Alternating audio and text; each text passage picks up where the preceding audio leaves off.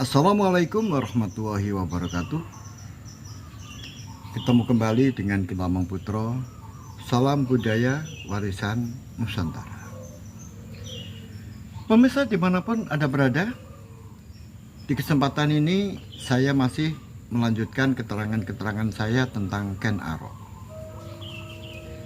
Pemirsa, di kesempatan yang lalu diceritakan bahwa Ken Arok berhasil memenangkan sebuah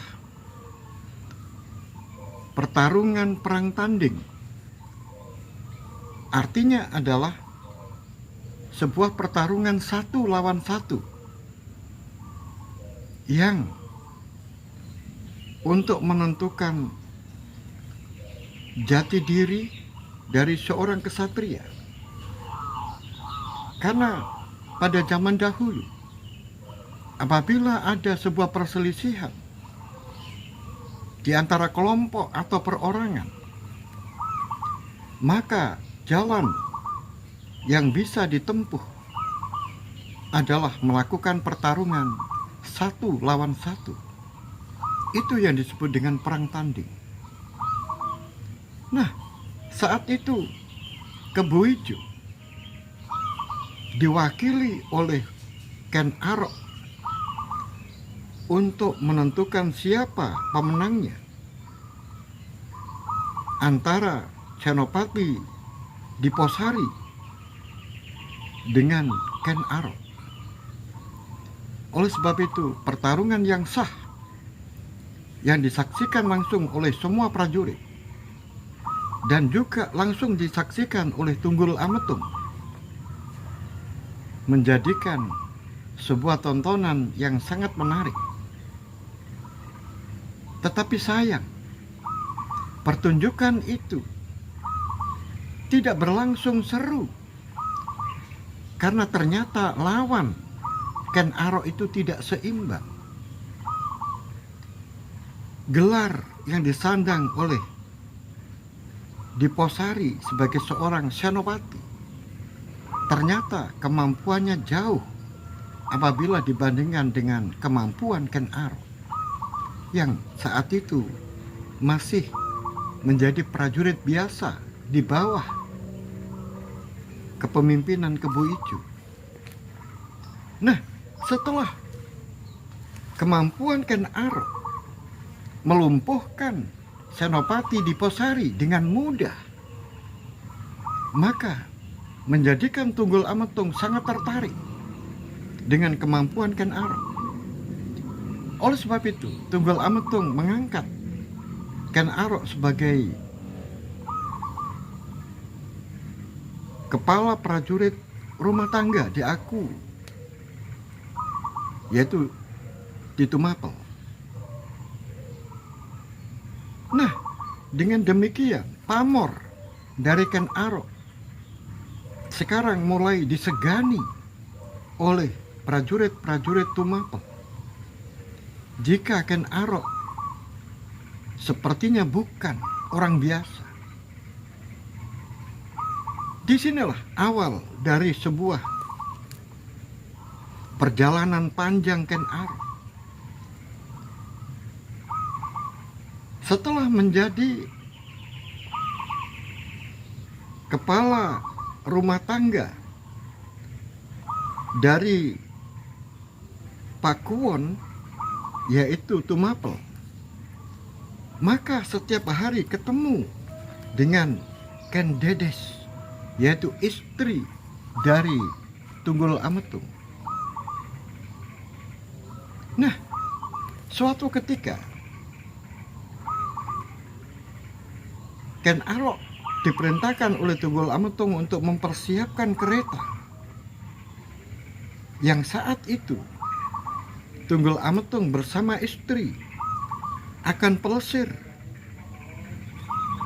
Maka anak buah dari Ken Arok sudah mempersiapkan kereta yang akan dipakai oleh Tunggul Ametung bersama istrinya, yaitu Ken Dedes. Di saat-saat Ken Dedes keluar dari rumah, Kemudian Ken Dedes kemudian berjalan menuju ke kereta. Sungguh, Ken Arok memperhatikan langkah demi langkah kaki dari Ken Dedes. Tetapi ketika Ken Dedes kakinya memanjat, yaitu panjatan menuju ke kereta, masuk ke dalam kereta, alangkah terkejutnya. Betis dari Ken Dedes ini nampak begitu indah, dan betis itu mengeluarkan sinar. Sungguh, saat itu Ken Arok hatinya terpesona. Terpesona sekali melihat kecantikan dari Ken Dedes. Dan yang tidak bisa dilupakan adalah melihat betis dari Ken Dedes yang begitu indah dan bersinar. Pemirsa dimanapun Anda berada, mulai saat itulah Ken Arok sulit untuk tidur. Ken Arok selalu membayangkan kecantikan dari Ken Dedes, sehingga hanyut terbawa mimpi. Siang malam Ken Arok selalu memikirkan. Dan suatu ketika pikiran Ken Arok ingin memiliki Ken Dedes. Akhirnya pada suatu ketika Ken Arok memiliki sebuah ide. Sebuah ide. Tetapi ide itu semuanya disimpan di dalam hati. Akhirnya pada suatu ketika Ken Arok minta izin kepada Tunggul Ametung untuk mengunjungi keluarga.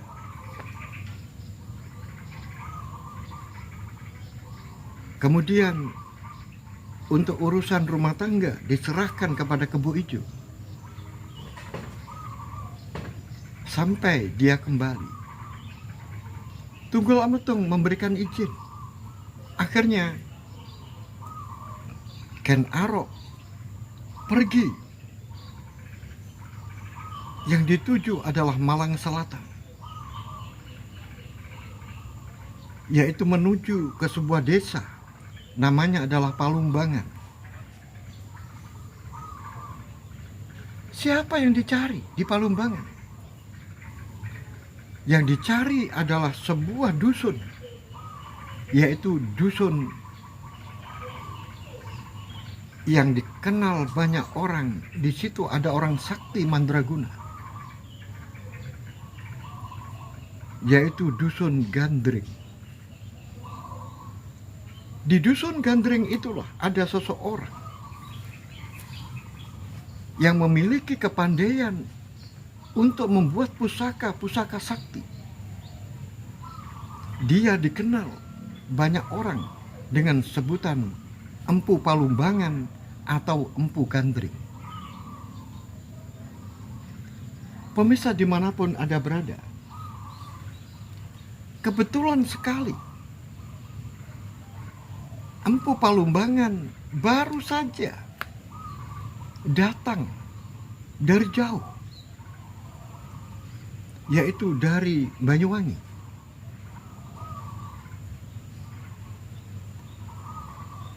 Di sebuah hutan di Banyuwangi,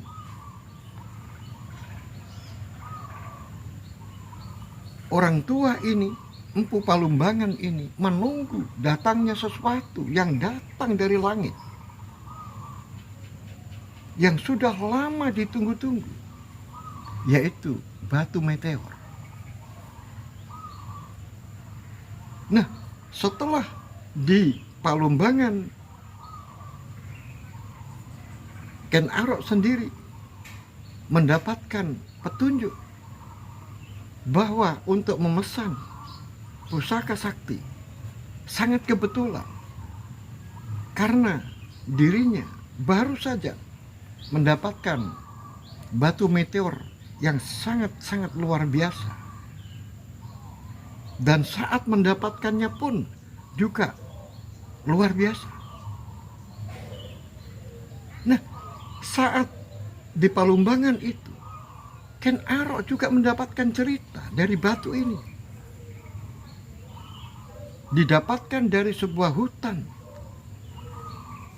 yang mana setelah mendapatkan, ternyata batu yang sudah menancap begitu dalam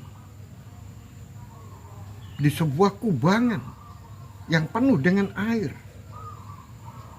Dan setelah diambil dari kubangan itu, ternyata di sana sudah banyak orang yang menunggu, yaitu kelompok Ronggosuro.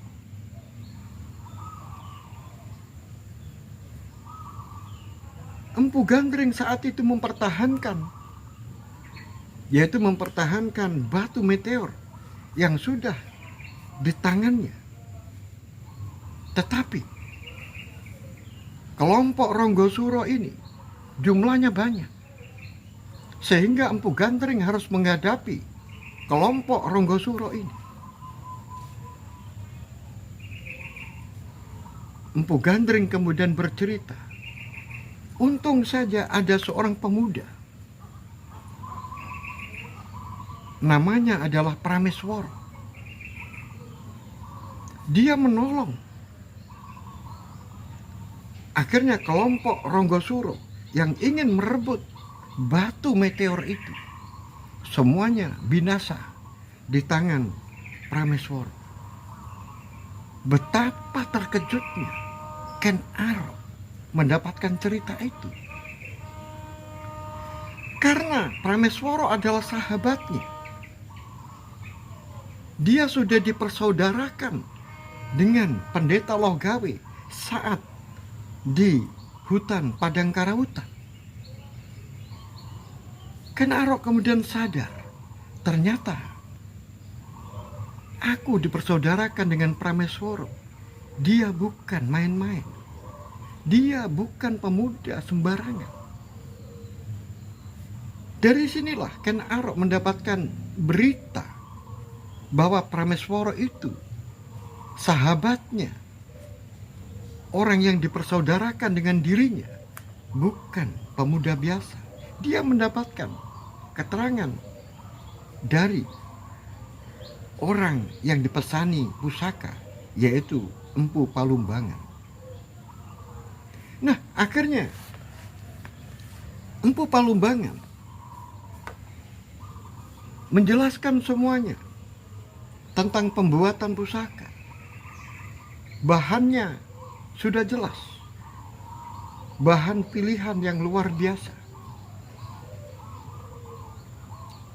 Setelah terjadi kesepakatan harga dan kesepakatan waktu pengambilan,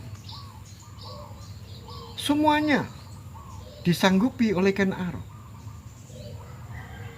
Ken Arok sekarang bukan orang miskin, karena istrinya orang kaya raya, yaitu Ken Umang.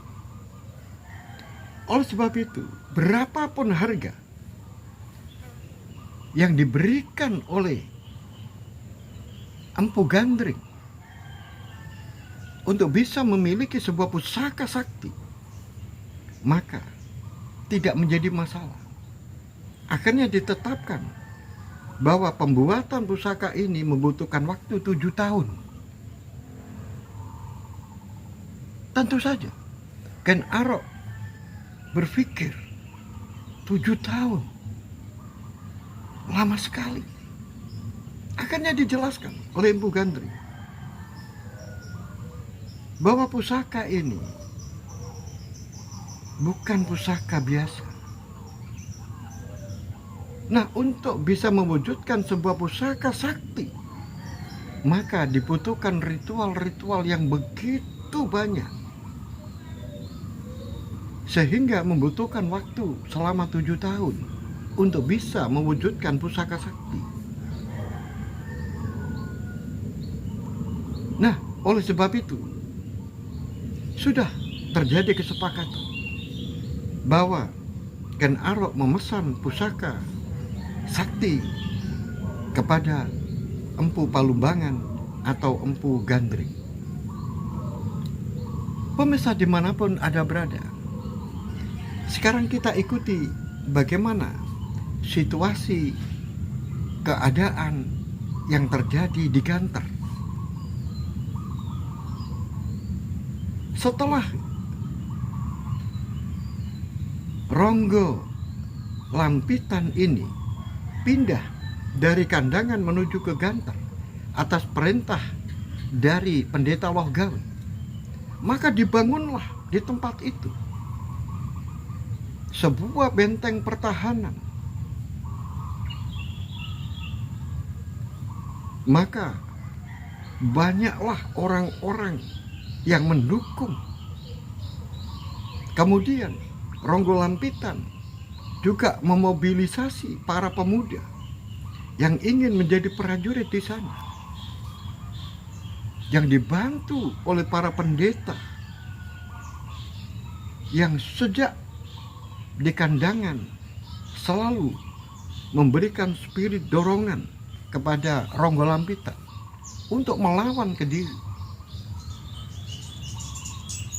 Pemirsa dimanapun Anda berada, tiba-tiba ada sebuah kabar yang diterima oleh Ronggo Lampitan, jika Mapanji Rogomurti sudah sampai di Ganter bersama 2 orang yang menolong. Maka di dalam hati Ronggo Lampitan, dia sangat gembira, tetapi hatinya juga sedih karena rasa khawatir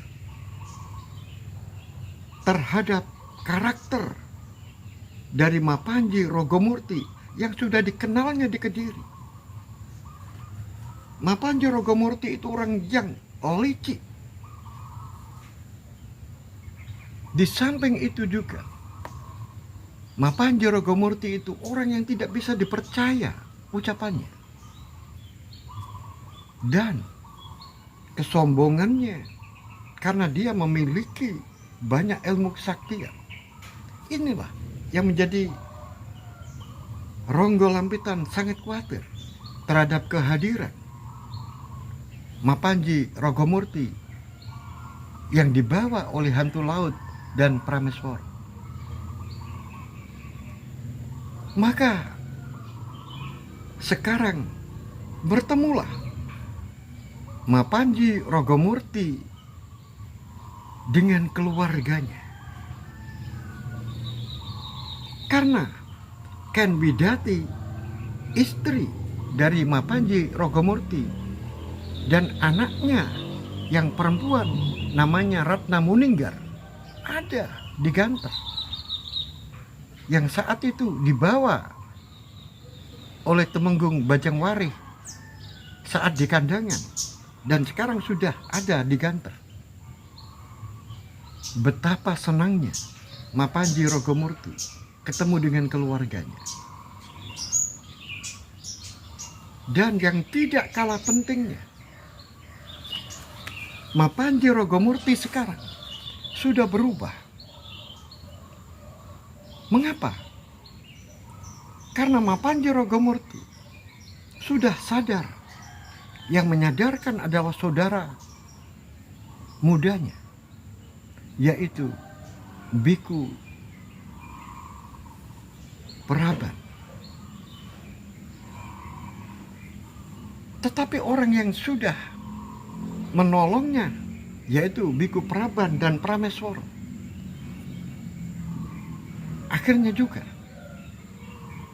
istrinya Mapanji Rogomurti memberikan sebuah keyakinan bahwa Prameswara ini adalah putranya yang dahulu pada waktu menyerahkan ke seseorang yang ada di tepi hutan saat itu, yaitu Ki Ajar Kembang Ayun. Anak yang masih bayi itu diberi nama Maheso Medari. Nah, oleh sebab itu,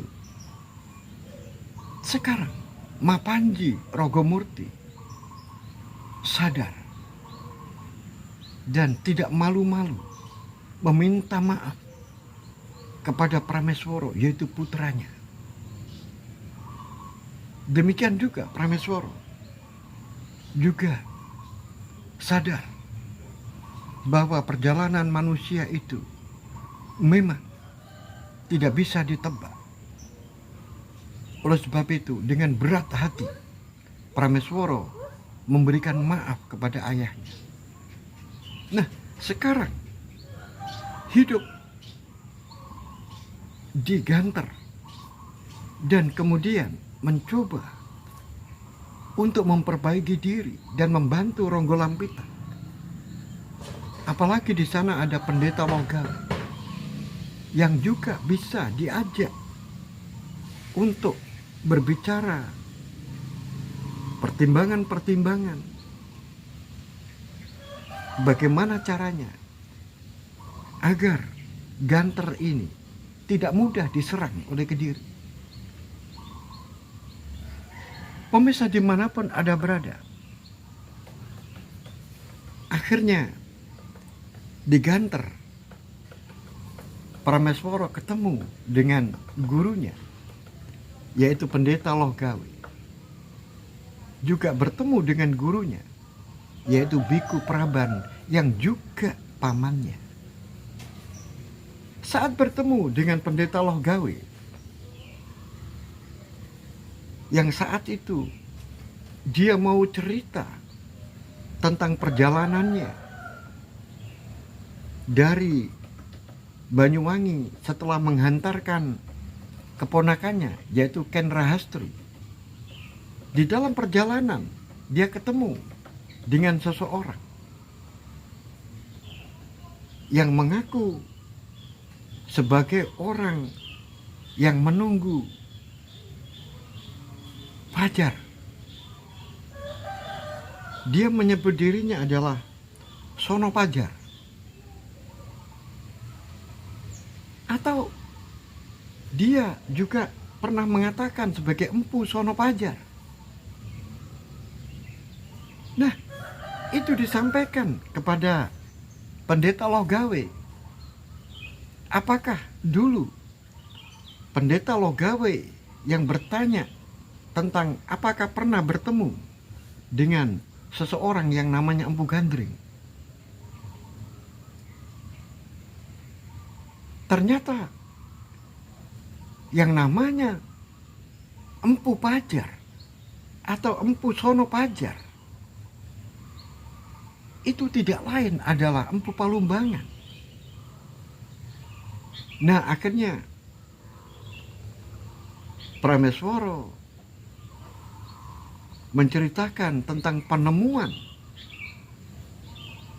yaitu besi yang datang dari langit yang disebut dengan meteor, dan juga bercerita tentang pertempurannya melawan Ronggosuro untuk mempertahankan besi meteor itu. Dan akhirnya Prameswara menyampaikan keberhasilannya. Dan akhirnya orang yang mengaku Sono Pajar itu kemudian membawa pulang, yaitu besi meteor yang didapatkan dari Banyuwangi. Ternyata Sono Pajar itu tidak lain adalah Empu Gandring. Betapa senangnya pendeta Logawi mendapatkan cerita itu. Ternyata kamu sudah bertemu dengan Empu Gandring. Empu Gandring itu orangnya susah ditebak. Aku sudah mengenalnya saat aku juga di Banyuwangi saat itu bersama ayahmu, yaitu Ki Ajar Kembang Ayu. Empu Gandring juga sering datang ke padepokan ayahmu, yaitu padepokan Badran Arus. Nah, sekarang kamu sudah mengenalnya, yaitu Empu Gandring. Oleh sebab itu, pada suatu saat kamu harus berkunjung ke Palumbangan agar mempererat tali persaudaraan antara kamu dengan Empu Gandring. Siapa tahu kamu juga akan membutuhkan pusaka buatannya. Baiklah, pendeta, pada suatu saat nanti kalau ada kesempatan, saya akan berkunjung ke Palumbangan. Pemirsa dimanapun Anda berada, demikianlah keadaan di Ganter. Nah, sekarang bagaimana dengan keadaan di Kediri? Setelah lolosnya Mapanji Rogomurti dari hukuman mati, Kediri saat itu luar biasa, seakan-akan lumpuh. Istana terbakar habis. Kemudian siapa yang dipersalahkan? Ternyata pembesar-pembesar yang ada di sana saling tuduh-menuduh antara satu dengan lain. Tetapi semuanya itu muaranya kepada Mapanji Yudopakso. Karena Mapanji Yudopakso yang diberikan tugas untuk mengeksekusi Mapanji Rogomurti itu. Dan termasuk kegagalan ini menjadikan Mapanji Yudopakso terpojok.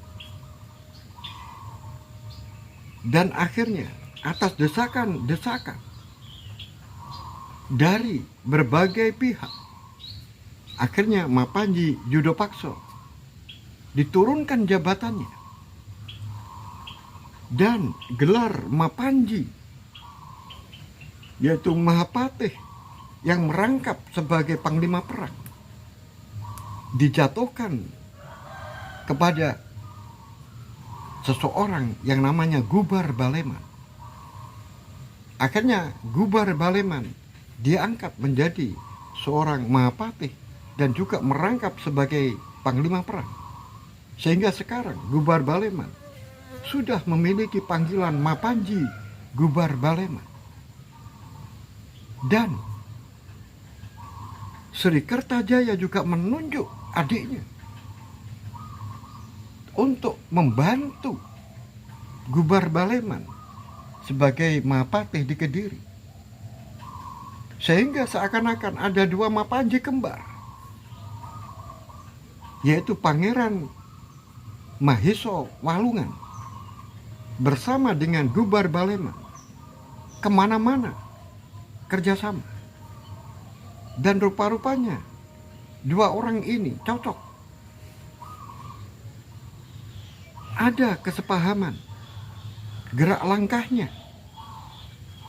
Nah, mulai saat itulah akhirnya Mapanji Gubar Baleman bersama dengan Pangeran Maheso Walungan mencoba untuk bangkit. Semua yang ada di Kediri ini diteliti. Karena apa? Akan dilaksanakan sebuah rencana besar. Satu-satunya duri dalam daging Kediri adalah Ronggo Lampitan. Nah, kalau Ronggo Lampitan ini dibiarkan, pasti pada suatu saat akan menjadi malapetaka bagi Kediri. Oleh sebab itu, mumpung sekarang Ronggo Lampitan ini yang baru saja pindah ke Ganter harus segera diserbu, dihancurkan kekuatannya agar tidak membesar. Kalau api dibiarkan, maka kalau tertiup angin, maka apinya semakin besar dan akan melahap apa saja, termasuk Kediri. Nah, oleh sebab itu, semuanya diteliti, kemudian ditata kembali. Istana yang hancur dibangun kembali. Pemirsa dimanapun Anda berada, akhirnya dilakukan mobilisasi besar-besaran terhadap pemuda yang ingin menjadi prajurit-prajurit Kediri. Nah, di saat persiapan yang begitu mantap, maka datanglah Temenggung Rudrobondo menghadap Mapanji yang baru, yaitu Gobar Balema, yang melaporkan bahwa di Tumapel dirinya sendiri menyaksikan ada seorang pemuda yang luar biasa, sehingga Senopati Diposari, yaitu bawahannya, mati di tangannya dengan mudah. Tentu saja Mapanji Gobar Balema penasaran siapa pemuda itu. Maka Temenggung Rudrobondo memberikan penjelasan. Pemuda itu adalah Ken Arok. Dia adalah bawahannya yang sekarang ini mendapatkan tugas. Aku Tumapel, yaitu Tunggul Ametung, untuk menjadi prajurit rumah tangga yang selalu dekat dengan Tunggul Ametung. Kemana perginya Tunggul Ametung, Ken Arok selalu mendampingi. Bagus. Ini merupakan potensi besar bagi Tumapel. Maka perintahkan kepada Ken Arok untuk menambah prajurit-prajurit yang ada di Tumapel. Tambah lagi Segelar Sepapak, sehingga di sana ada dua, yaitu Segelar Sepapan nanti dipimpin oleh kamu Temenggung Rudrobondo, dan juga nanti Segelar Sepapan yang akan dipimpin oleh Ken Arok. Baiklah Kanjeng Gusti, nanti kalau saya sudah kembali ke Tumapel, maka hal itu akan saya sampaikan kepada Ken Arok. Pemirsa dimanapun Anda berada,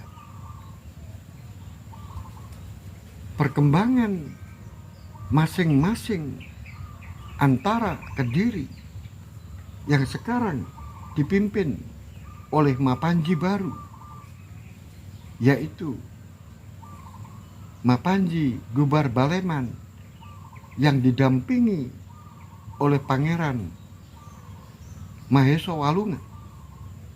Sedangkan di Ganter posisinya sekarang semakin kuat,